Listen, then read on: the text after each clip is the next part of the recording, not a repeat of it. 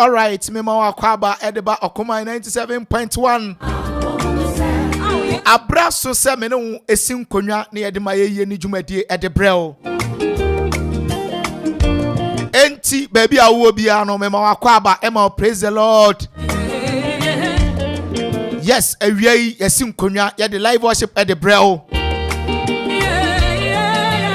Sania debia ye no awie ye de aseda kase ema SB Anointed Automobile Services. Na afei ya ka kire omo se na asenka omo me ka kire wo se awie se ope baby papa asiesie wo car na afei wo car no atimi aye se mono e de ama wo de a fo wani kire mu e wo SB Anointed Automobile Services aso ye na eho na ombetimi asiesie wo car no kama na omaye bibia e de ama wo senia ese na efata enti awie enti awie baby awo bia no me ma akwankyere no now de wani akyere SB Anointed Automobile Services.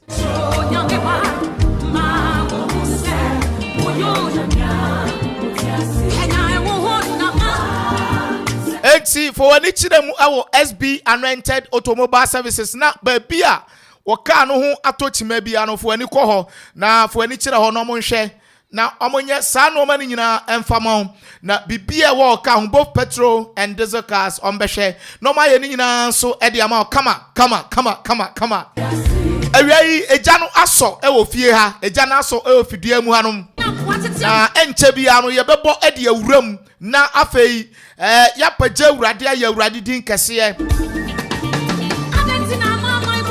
na ya ka kire awurade se awurade wo yototoro bonsu nyankopon atoko afre nyankopon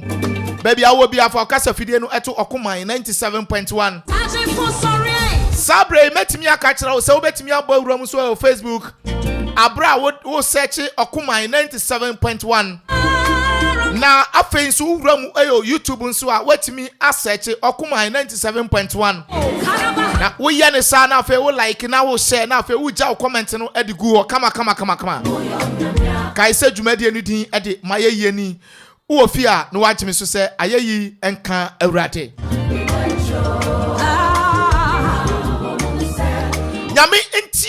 nyame enhyira matiefo biara ahwiei omutie okoman radio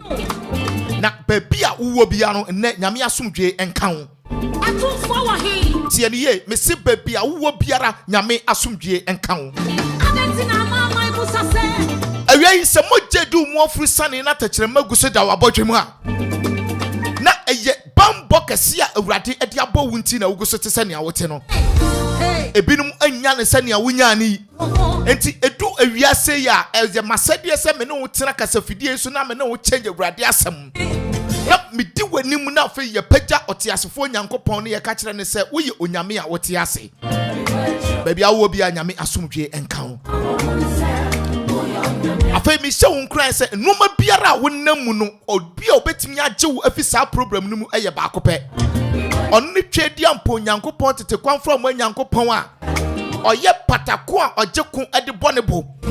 ono a odi yensam ema ye agye afi abaifo ne nkabrechefo nsam na wama ye kwan se yentina ne tumi mu na ye ni ade enti awia me na wuti wei ye te se adedifo ewo Kristo mu akodia biara be sori atia wo no enya ade e be yina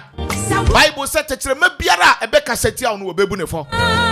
enti utie me awia yi a emfa wo ni ba bia wo nam eni amanehunu biara wo nam mu awurade yo no kwafo ne otene ni se obegye wo afi wo bre ne wama ne nyina mu osum bebreba wusu ene kodanda ne dadwen ahodo a eda wo so no awia yi otumfo nyankopon aye krado se obegye wo so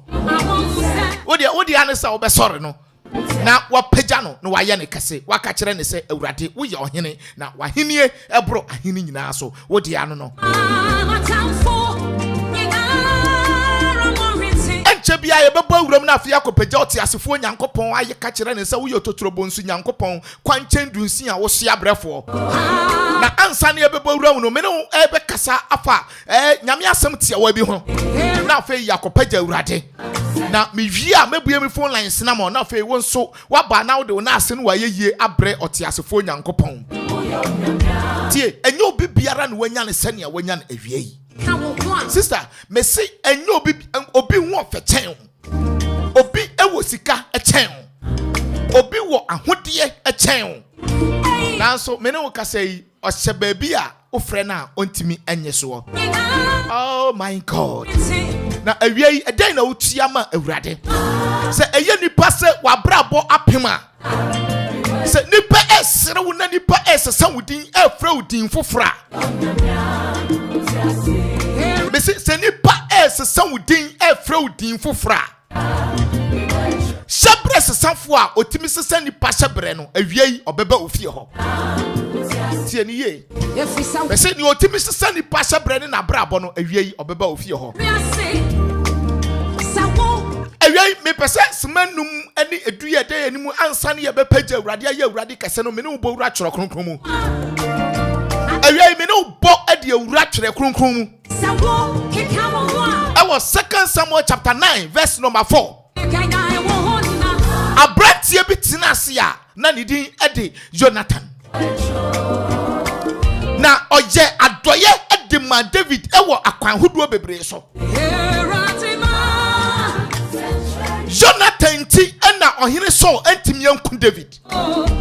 Tie ne ye. Me say Jonathan naja ene Saul. Now so abra urade connect Jonathan akoma emma David akoma no. Naja ni tu agina biara obebebo David amane. Ewe emfa wo ne poboni biara ni pa bi abo afa wo ho. Emfa wo ne poboni a atamfo abo ede afa wo ho. Sister, baby awo no urade beba behwe wo. Enti Jonathan na damfo Bible kire se ne kra atechiri David ne kra ho. Urade connect wo mo bi awie ma wo kra entechiri ne kra ho. Tie ni American ye. Me se tie asam na American ye. Ene esese wutimi nya rehemu bi ansa na yaspagya urade. Ya dani jumade nani. Me se Jonathan ne kra etechiri David ne kra ho. Sa na Bible kan. Ubetimi adwane me Facebook live. Okuman radio 97.1. Sanso na obetimi abawuram YouTube na fe wadwane en Okuman 97.1.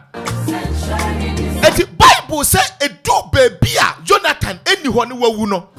Jonathan wo baba ma bi a ne din adi Mephiboset. Efisa wo ika wo plan. Na Mephiboset no naja Jonathan wuachi no ye tu no ye pamo no fi naja fie. Ye pamo no edi fi naja fie. Na sabre no ohini David etimi benya abanwa no tena so se Israel hene. Tie ni ye. Awurade emawo entina ba pom atena bia awie yi. Besi awurade connect wo emfa mo bia obetimi asesa wa brabo awie yi. Sister wotie me emfa ho ni baby a wo situation na kwa kodu. Awie eye masade se me kira wo se awurade wo tumi se otimi se sani pashebre. Awurade ye game changer abrabo no akukansie na yes na awurade betimi asesa no. Enti kan wakoma to we yam. Jesus. 2 Samuel chapter 9 verse number 4 eba no. But me pesa oti ase yentimi yenhya ase fi verse number 1. 2 Samuel chapter 9 verse number 1. Enche bia beba awuram ni akopagya awurade aye ni din kese. But me pesa oti ase se awurade wo ha yesom no. Na oyo no kwafo nso. Sister kan wakoma to yam. Ewie se wani da so nyina sa kan wakoma to yam.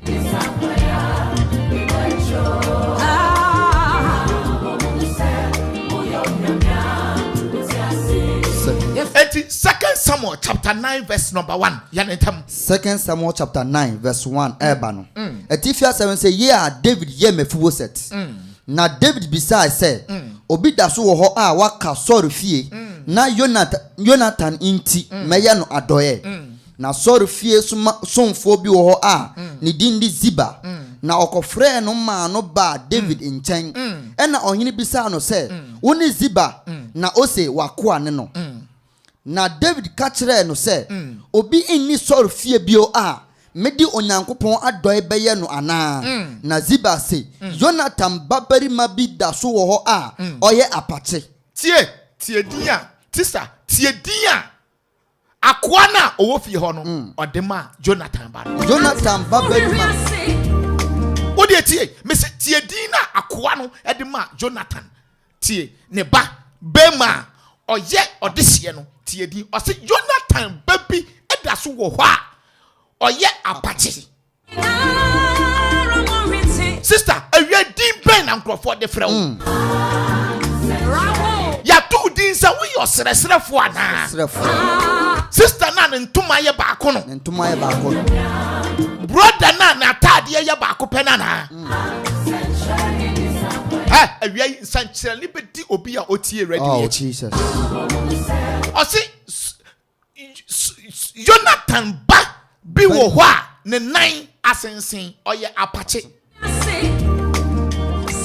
but na abrante no wodi but akoa no sesa ne din se oye ye frɛ no apache awie awurade ensesa wo hyɛbrɛ me se awie awurade ensesa obi abrabɔ awie awurade ensesa obi destiny se ye de din bi ade ato so wo abusuam so wo abusuam se ye meeting na se wo ba na se nipa nyina dwane gyawa awie awurade yo no kwafo no otene ni se obesesa wo abrabɔ enti Jonathan ne ba a ye frɛ no Mephibosheth no osesa ne din se ye frɛ no apache to asom ne enko na ohene ka kyerɛ no sɛ ɔwɔ he na Ziba bua ohene sɛ hwɛ ɔwɔ Amelba Mika fie wɔ Lodiba na ohene suma ma wɔkɔfa no free Amelba Mika fie wɔ Lodiba bai na sorry bab Jonathan ba Mephibosheth drew David nkyɛn no ɔbɔ ni mu ase ma no na David kan sɛ Mephibosheth na ose wakoa nie na David ka kyerɛ no sɛ insuro na wagya Jonathan inti meya wo adoye ne meya wo adoye ka kyerɛ wo ni ase na Awurade bɛyɛ wo adoye no Awurade bɛyɛ wo adoye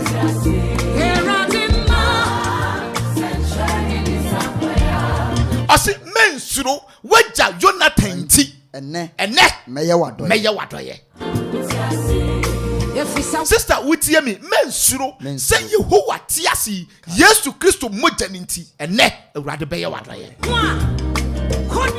bese mogya na hwie gu wɔ Calvary ninti ene Awurade ɛbɛyɛ wo adoye sɛ wonni nea wodie ene wonni nea wobedi wonni nea wofra wonni nea wosempa ene bese nyarehyɛmu sɛ Awurade ɛbɛyɛ wo adoye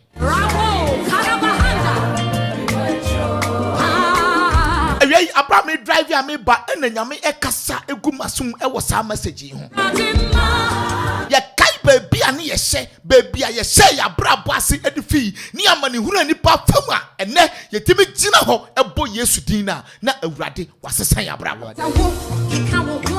Sara nso na won so a wotie mi awie yi Awurade yo no kwafo se obetimi asesa wa brabo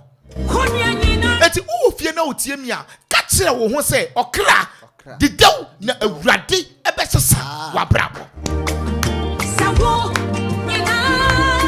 tie ni ameka kire wo ni ye awie mi nim ni enti ameka sansem yi de kire wo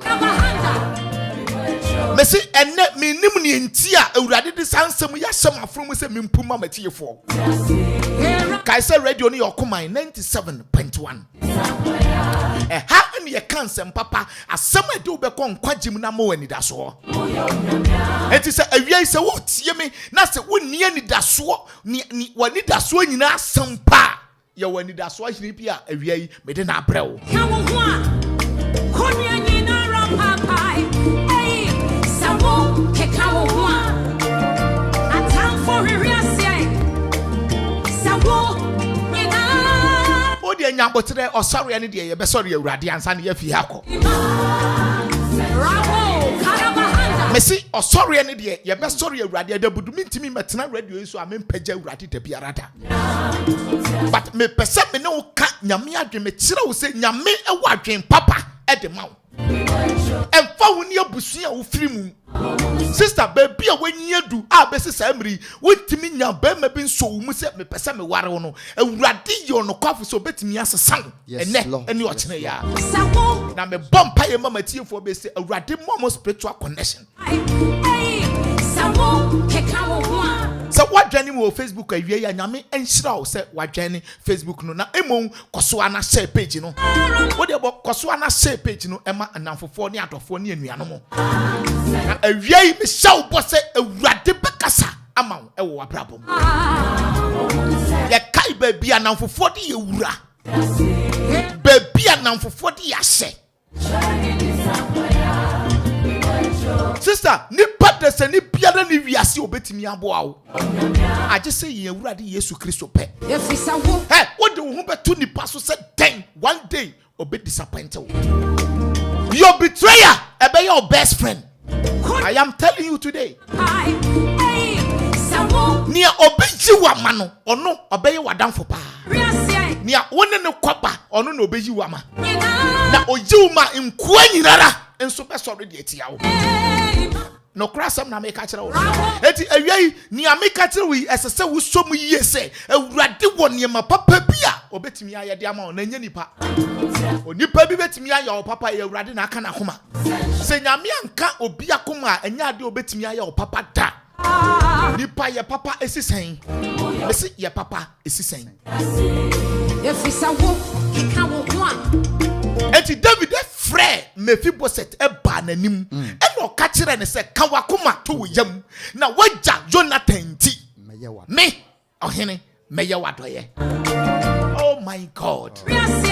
Ababa we bi tie mi awie ohun baby na brabom pempenso aduna eto da bia na obisa me ho se enti ema ewo wiase enti me so me ka ho bia na tie ni ye sister me se utimi twa utimi gina o dressing room no obisa se enti me so me ka ho bia na yes wo ka ho bi awurade betimi asesa ho hyebrede ama abranti a wotie me ahimfa na osusu se wabrabo na kwakodu awurade ntimi mu awo efisa me se ahimfa na wabrabo osusu se adu nti awurade ntimi mu awo sawo keka wo ho a konyanyi era me mawo anidaso ensam ani nkranhye ensam awie yi na maka kire wo se awurade ontonko na onna tie ni ye awurade ntonko na onna sema be nwotwe achi ye beba wuram na afia akopagya awurade aka kire ne se oyo hene mu hene emani pabiara mu abamu abrabo mu da sister baby a wodi wani a kire ne abrabo a opesa obo no memma ni pabiara entwe wonsan da efisa wo kika wo ho a efisa Mephibosheth ni yetu na adi na fi na jafie sawo kika wo ho a nanso awie ni amepesa me ka kire wo ne se awurade pesa o bless wa emfa wo ne baby a wo hye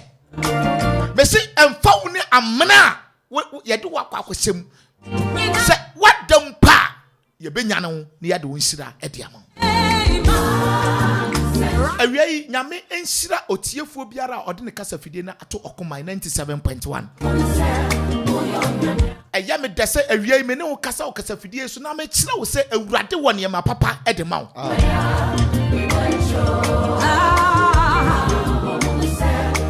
mesi eya me dese awie me ne wo kasa e wo kasa fidie so na me ka kire wo se awurade nyankopon e wo no ma papa bi e de ma wo keka wo ho a kaisa ebdu miribi no na wani da so nyina asa na so besi nne uguso a wote ase atamfo hwehwese sawo awurade ma kwan ma otamfo mfa wonye hanam e ma ne se sister me ka nyame asema kire wo se Mephibosheth ne bre ene na mane hunu a na wo mu no na nani da so asa na so awurade ba behwe no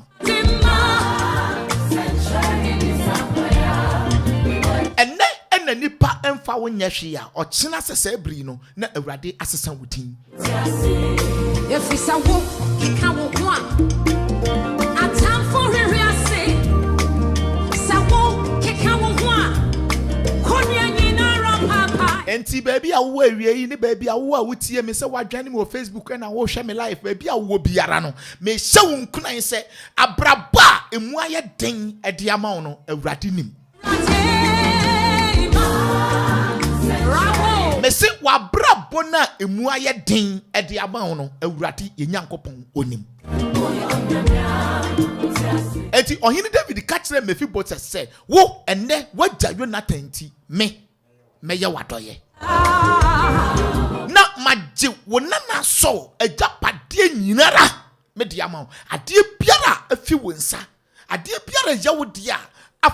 nipa bi afokweti kwan so Satan afokweti kwan bi so agye afi wonsam no ahwia yi awurade enyema wo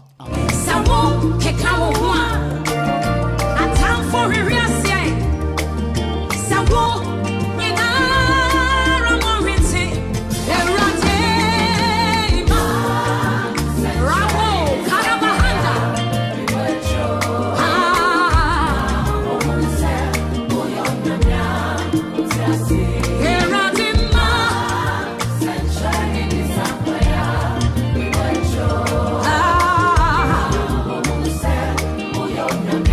awia yi nyame nhyira wo papa pasa wo de wo kasa fidie no ato ha na wo ne me eguso ete maye ni dwumadie so awurade onye one way yenya nkopon no onye one way abri biara ne nooma ade ne nooma opese oye edemanema enti ina awia yi se wotie mi na se wakoma abubu wakoma asai obi asai wakoma kan wakoma efato yem mesi osi wagya Jonathan ti meyo adoye sister Kristo a wode no ho ato ne so nti ene awurade beye wadoye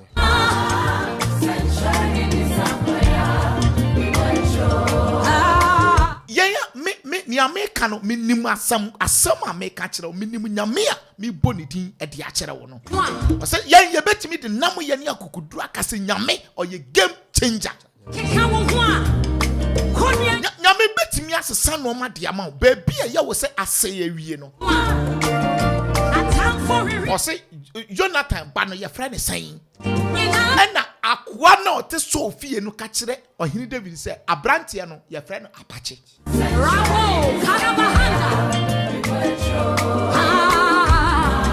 me ka say obi peso wari abrante bia na baba we bat obi asem bia waka de afa ne hunte ine na wari abono adwuma bi pese fa abrante bi bat asem bia obi aka afa ne hunte ine na adwuma abono tie ni ye isawo keka wo ho a sister abrante no hu na nani je wo so peso wari wa fe wo frɛ na onfa no eye bibi na akoso konia nyina ro papai and I make us soon when no massam the achramatiefo.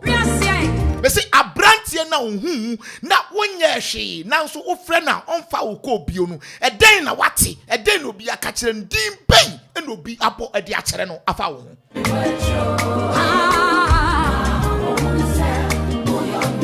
A see a better catcher, a better be a radin, a catcher, rather say, wool and away ye need that soa. Erade ono kwafo ne oteneni ni se obese san hyebre wakwanua san nyina so efisa wo keka wo enti so ba Jonathan ne ba Mephibosheth ena ye to ne din se oye apache but ohini David say wo wagya Jonathan ti meye wadoye atam for reasia na Bible say David eto ne pono oto pono ema Jonathan ba Mephibosheth eba betena pono no ho na edidie ni koso no ena David eka kire Mephibosheth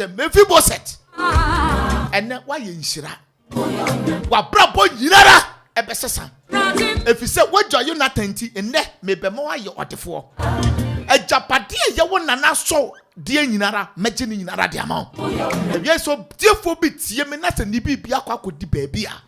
ewurade enye sade ni nyinara emfama ewo Yesu Kristo din ni amekan obi betimi age so na ne ode gidie age so no ebeye ho de ama no wonnim ni ameka kire woni nti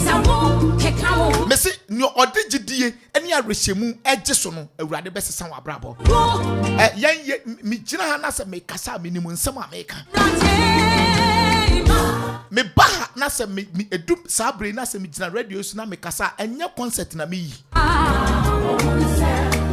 besi edu sabre na me gina radio so na me kasa enye concert bi na me yi na mo me pesa me ka adwempa otumfo nyankopon wo ede ma wo ehu na me ka kire wo Erade asumdwe enka wo baabi a wo bia. Kai se dwumadie no din di maye yeni na waje so se ayeye enka Erade. Konya nyina rapapai ei sawo kekawo ho atamfo hwehwese sawo nyina ramorite Erade enti ennese ne amasa obo no mese me ne wodi nkomo na afi akire no mebue phone lines na ma na wo nsem puo bia na opese wo ka kire Ewurade Nyankopon awie na otie wo no wo be ka kire na ma watie wo. If the Bible catch them, Matthew chapter 7 verse 7 says, "Ose mumbisa no wabema mo." Ose monhwehwe na mubehu. efisa wo Nyame nim se uhia but ose bisa no na ode bema wo. Ose hwehwe na ubehu. Ose mompem na wobebie mo. Na obiara obisa no wode ma no. kekawo ho Tieni ye me se obiara obisa no wode ema no. sawo nyina Na ne ohwehwe no nso ohu.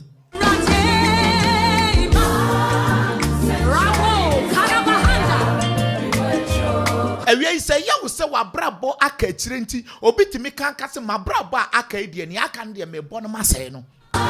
Why na ka kire wo sa? Me say why na ka kire wo sa brabo no etimi ka bia ye bosa ne aka no ye bosai no. Me say awieye eye chen asase. Yes, a ye wani bechi, a wiye bremu, a chance of wani bechi, nature no, ubedi yaw. Na ubedi areho. Minimum crophobia, my ye fit your machase, na a bedi neya menoka say, almost sadie and son omedi. It is so be a decay jawa, sister, and no interest win ye pebble. Mesi minimum crophobia, machase, omudi, and also neya menoka say, almost red diane and son omedi. Osire duane ansa no wadi. Ena menim ne entia nyame ma meke kasa ansem yi akire wo kasafidie so. Asenne noma bi ani adane. But me se me ka kire wo se asase no enye den te se awieye. Se wodi dew asase na se awieye wo hwe ase no wanim gu ase a eye ya chen ade biara wo wi ase. O sikani a wa hwe ase ama na wieye aye ohiani.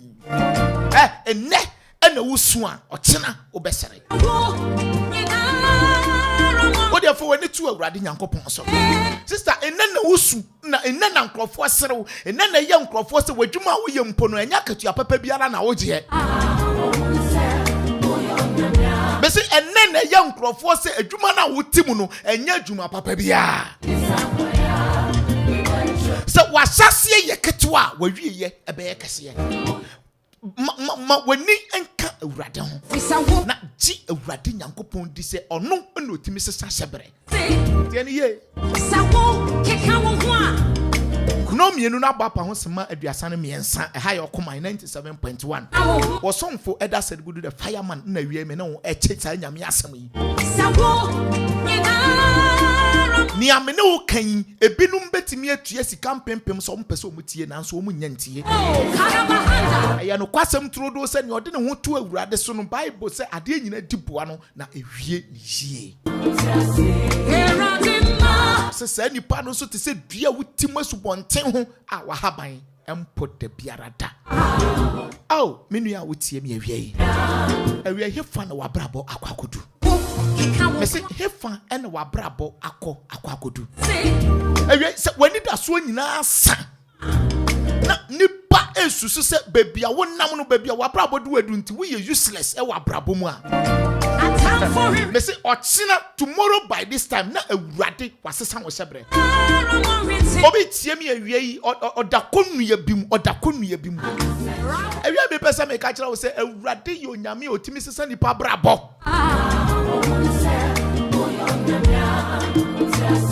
medika ka kira wo se minimum esikafo bia ne almost rebo fruit ani koko ansa na omadidi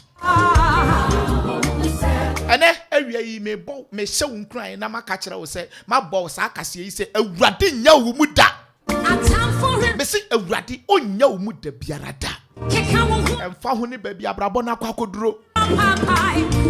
brother nipa nyina eserewo eto da bia wo sore mpo na sa wo kwa adwuma mpa na ofiefo oserewo Mesi eto de bi usoro na udware na sa okwa adwuma na fiefo esere wo. But nyamia otimi sesa hyebre no obeba be sesa wo hyebre.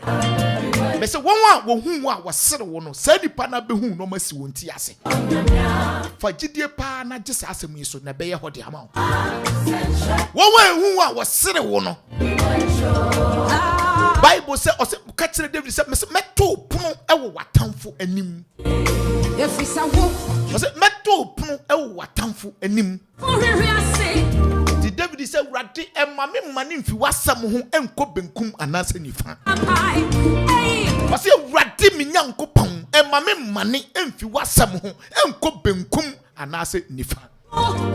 Tieni ye. Ewia say eye nipa bi say wa brabo na wonam ubotese ya no wo bo extra time a Ewurade enye sa na odwene. Mika say obi ajojo ne ho say air condition bi munti ni aye kan no eye ne sa agro ne yedi.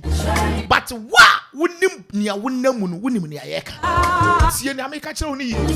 We say Ewurade onte se nipa wontimi mfa president biara entoto otumfo nyankopon ho. Tieni ye me say wontimi mfa president biara entoto Ewurade ho. We say president biara wo ba bia na henie ano ekwakosi. Omampani ntimi nkonkodi hine ewo Togo. Tieni ye me say omampani ontimi nkonkodi hine ewo Cote d'Ivoire. But ye Ewurade nyankopon no amanya atwa ye ho ahia wo wiase nyinara. Ewurade koso edini hene ewo ho na onu na onim nia opese oyede ma ne babiara no oyede ma no ewia se obi tie mi na se wani da so ne wa brabo nyina sa mi nua wo tie me se won kran ewia se God is a game changer. Obesesa game ni mu eti se obi sere wo se ena wo de wo nam ho wa brabo na ye bisi basa na se ena nipa mu nipa mfa wo nya hwe ya wo de tie ni America kira wo no. For when it too rather soon as say America cre edi anim ban eden ne besi wo abrabo minimum bi anani pa esere no nipa mfa ne nya hwe sister enda eya wo se wo kita bibi a wo bibi nti na nipa ben wo besi wo kita bibi nti ena ne ena wo ti be to aduane mo wadanfo bi ma ne di nti na o ka se wo ye nipa papa na da ebe hia wo no da wo ho be che wo no sada na obehu se adamfo otimi di hamo eti so obetimi afa adamfo bi a awiei me ma adamfo papa wo de ohwere ebehye mu ono ni Jesus Christ nia otie mi woni fie a ne obi be say your best friend betimi a betrayer tie ni ameka kire oni ye ebeye dan na ye Ewurade nyankopon atimi agyawo ye no wa paw ye am ye ni da so nyina asan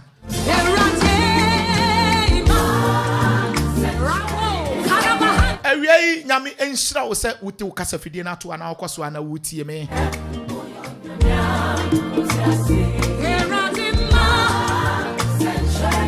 Messi nyame enhyira otiefo yes Ziggy aba bejina machi oba adwuma ye onya wura dan Ziggy nya wura studio open na me honhom no akanyan no oh my God eti se wo tie me awie ya Messi awie nyame onya one way God o eti awie ayo se adan na bisi best 2 o'clock abesamri yen sorry Ewurade ye tie ni nyame be ka kire no honhom kronkron kwanya opese ode yen fa so no ene ne ye de wo fa so awie enche na mabie mi phone line sene de ama na wo nsemfua bi a opese wo ka kire Ewurade awie no watimi aka kire no na ni ame ka kire no se Ewurade eye hyebre sesa efo eno nko ade no doubt efisa me edabudu Ewurade atimi asesa me hyebra why ne ka kire wo se ebre bi beba matna me ka mu se me drive me car why ne ka kire why ne bo wo sa akase no why ne ka kire wo se ebre bi beba matimi abo Yesu Kristo din efisa me ame ne wo kasa no bebia na me hye no eho ye bebia ho do sawo keka ye me se bebia na me hye no eho ye bebia ewo do sawo nyame enhyira wo Mesi nyame enhyira wo bebre se eye obi se wabrabo no eno ano no de a awie yi Ewurade emra wo nsra ban mu me see Awurade omra wo nsra ban mu enti mebue me phone lines no na me de ama wo ene ni awafa ene ni awate no eno na ka ho asem kire me na enumonyam biara esefata se wode ma Awurade no fama Awurade keka wo ho a tie wo mpaya Awurade otie me se wo mpaya Awurade otie obi a onni gidie no ne mpaebo anya adwuma me se obi a onni gidie no ne mpaebo emfa say yetimi bo Yesu din mo obi a wawu timi nyane dia se ye bo Yesu din ema nipa nyina hu se ne yade akuna wie otimi nya yaresa se yetimi bo Yesu din ema ade a nipa nim se abutu na timi asen adane dia oh my God awie ni amedi jawo ansa na mabue me phone lines no nyina dia ma wo ne se nipa etwa wo ho ahia omususu bone edema wo no nipa etwa wo ho ahia omukyekere bone ede soa wo no Awurade ma omo ankasa ntwa omo ho no mra mekoto wo na yase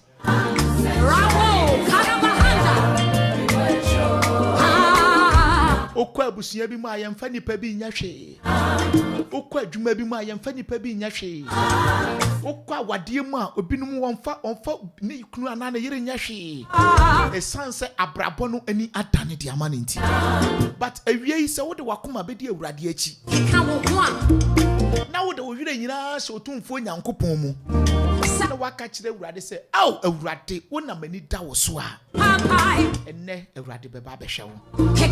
ya me nshira wo se awie wo de wo kasafidie na to a kasafidie no yokoma 97.1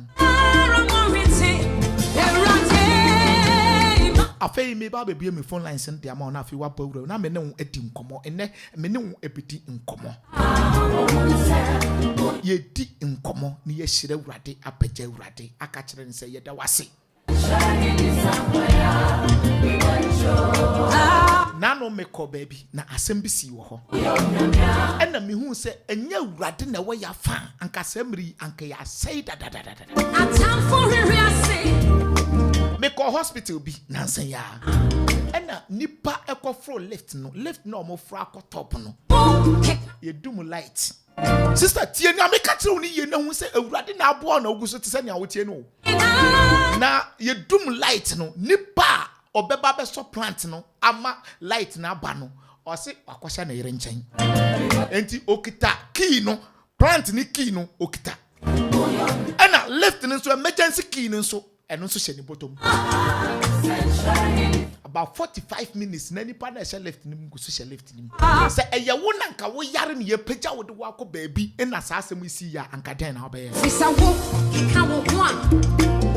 atamfo hwehwe ase otini America kira wona se enti nyame asomdwe enka wo baabi a wo bia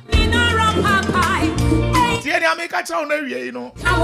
nyame nhyira wo no nka ho no no mo hwehwe ase na nyame nhyira wo no nka ho no no me bia me phone lines no e dia ma wo na bowram na afi yeni enkomo bowram na afi yeni enkomo se enya Awurade a me ka kira nkrofon se asem ade we asi wa hai wi asebeti o se obi sha left na waka left ni mu yedum kane am waka left no obi kita key no enti Awurade kita mframa key no ase na memu ye mframa ma wi ase a wo de hwe nipa dodo ebewu Awurade wanya wo sa wi ase me se Awurade wanya wo sa keka wo ho a awie nyame nhyira wo 0551 667755 0551 667755 mabue phone lines no e de atum 0551 667755 0551 667755 bowram na afi yeni enkomo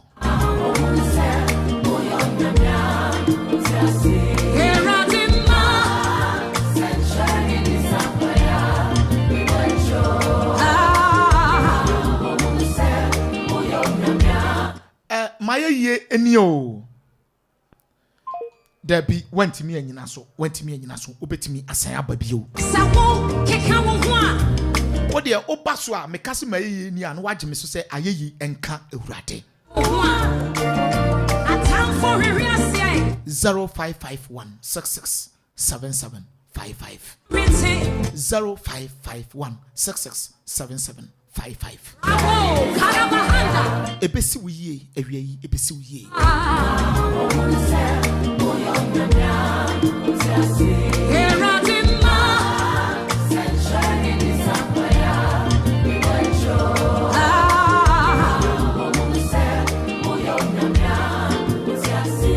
Esi awie otiefo bi tie mi a wo bibia obetimi aka kire Urade a ene utimi ka kire Urade Sawo keka wo ho a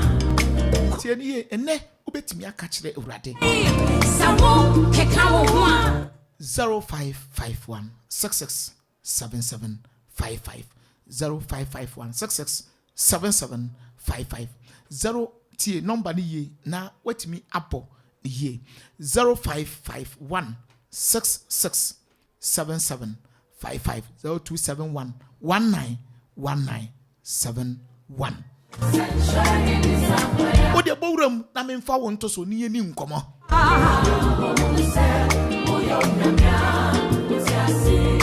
If it's a walk, kick out one. A time for a real say. Sawo, kick out one. Konya nina rapapai. Hey, Sawo, kick out one. A time for a real say. Sawo, nina. Maye yeni o I can handle. me nua be ni udin de san na okasa fi hin But I told me that I'm Akropong-Akuapem. Dokas okasa we Akropong awie eden na o pesa o ka kire Urade awie Master number so here die. obeto dwom ba ko e de ayi Urade mama okwan twotwo no na fa yi Urade aye Enye we ya. Akayewo. Enye we ya ukaye. Akayebeye deno. Akayewo. Enye we ya ukaye. Enye we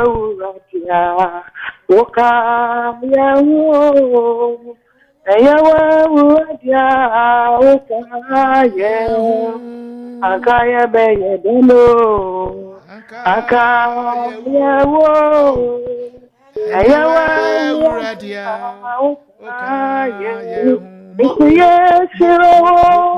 mo nyame shira mo dabi obi ayi wa fi amane so maye yeni o Aye inka Urade. yo me nua be ni udin de san na okasa fi hin Bata o friend sisi abna. sisi abran okasa fi hin Nikasa siko kwasi. okasa fi kokwa sisi abran awie yi eden na opese o ka kire Urade awie yi Nka kire Urade se. Me yaro me na mabu. Baya bushima kroni. Enti nyame bu ya me kwa check up. Nkuda me na awotwe. Nti me sra one time mame. Na me bi no me ka obeka se. Me na na tuanti me nsore nyina na ma sore dina da bia me tie me na ona ye sore. me da se me bom paye at the amount empire me bom paye se nyame akoa odi oja e de atom techere maso me bom paye Urade betie enti me bom paye de ma fa wonsa to onan na abu ne so Urade me bom paye e wo Yesu Kristo di me pagya sisi abana e de ba wanim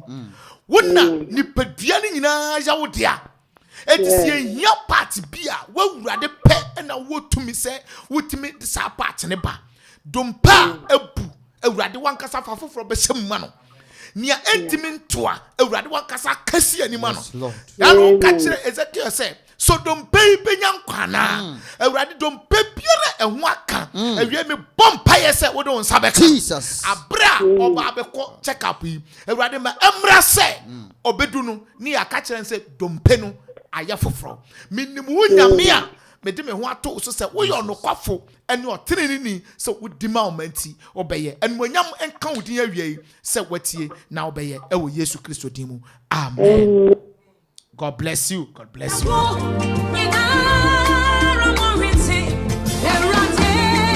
Yenim se empire yaboyi ebeye adwuma Awurade etie me da enti minim se we so etie me 0551667755 anase ubetimi afra 0270191971 mamefa obi ento ahoma me so mayeye ni o ayi yen ka Awurade mesra o me nua ben ni odi de se na o kasa fi Dr. Felicia Hansen kasa fi okugwa Felicia o kasa fi okugwa awie na o pese o ka kire Awurade eba na nkopon e wo nsampa emu obi se ya wo de abraye ensan ya mama ne ya we amma odie abama brado ene ne katra nya me se ne pejano na me shene me nyam enye Awurade na wo ya fa na me ne manyina nka ya brado ase ewie ne dana ase e do chodi ampo ase e pejano na me shene din konkro ne nyam e danya me ase bebre e danya me ase se de ma ono tim ne nyina nyame ensira papa nyame ensira medi obi eto ahoma no so mayeye ni o ayin ka Awurade yo mesra me nua ba be ni wudi di sen na o kasa fi ni pa chom ka se fi da friend Mary Asare awia yi edan na o pesa o ka kire Awurade o sa ba te ye nam ka kire Awurade ne se Awurade bo afia e bo me ba ho ban na ebusia ye ebusia mi fi mu no what ye ebusia na ye fi mu e ho ye benya sika ezi ye sika nto ye ho de benya sika ye di ye do nto ye ho infanto ba ye da ni sire Awurade sa do boa ye apama covenant ewa busua ni mu se sika mu benya didi de mu benya na nso ne amode beto mu ho de nya de mu benya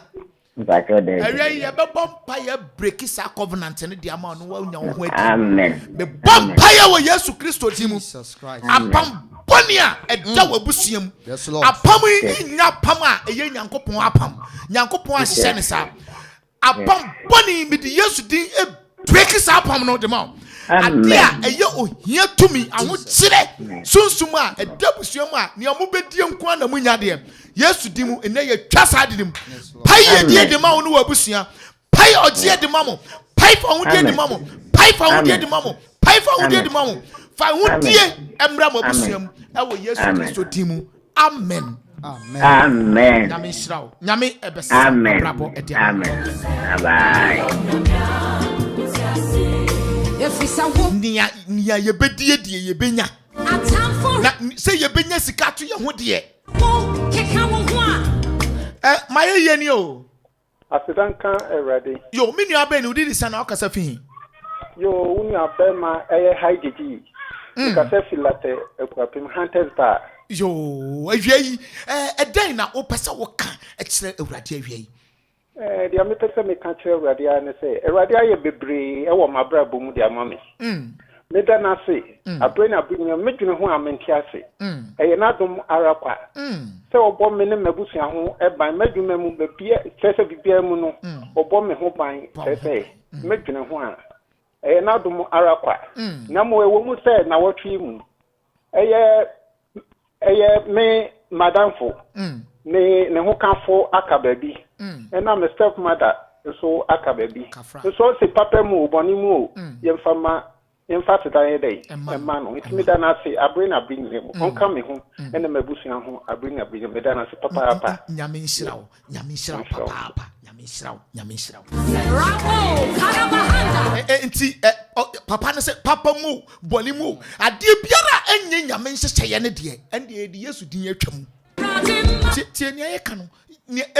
emfi nyame na efi atamfo camp na eba de ende de Yesu din twam 0551667755 0551667755 0270191971 Awurade a yedi nachi no oye onokwafo mamemfa obi nto so maye ni o hello Debbie went me anyina so obetimi asen ababi o Bravo, Karabahanda. 0551667755 na 0270191971 mefa obi ejina homa nachi maye eni o hello bacha obeje me so say yin kan Awurade aye yin ka Awurade me da se me nua be ni udi di se na okasa fi Me patro ye fem you usu a me ka se Akropong. Sister Usu a awie a day na wo pese wo ka kire Awurade awie.